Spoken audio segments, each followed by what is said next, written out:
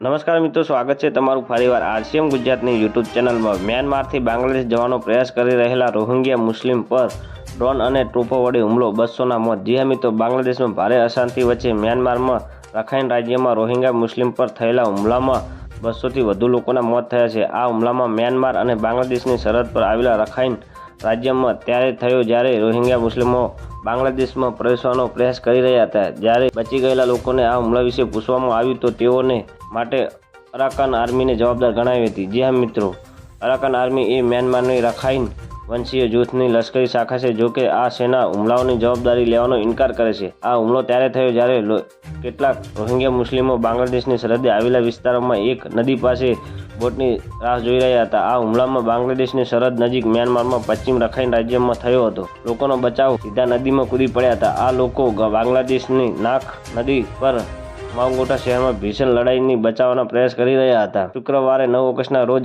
જારી કરાયેલા એક નિવેદનમાં આંતરરાષ્ટ્રીય તબીબી સહાય જૂથ ડોક્ટર્સ વિથઆઉટ બોર્ડર્સ જણાવ્યું હતું કે તેઓ રોહિંગ્યા મુસ્લિમો તેમના પર હુમલો બાદ સારવાર કરી રહ્યા છે અને ઘાયલ લોકોની સંખ્યા વધી રહી છે। સારવાર હેઠળ રહેલા લોકોને એવા છે કે જ્યાં સરહદ પાર કરીને બાંગ્લાદેશમાં પ્રવેશવામાં સફળ થયા છે। તો મિત્રો, ન્યૂઝની સતત જાણકારી મેળવવા માટે અમારી ચેનલને લાઇક, શેર અને સબસ્ક્રાઈબ કરી લેજો। ધન્યવાદ। જય હિન્દ।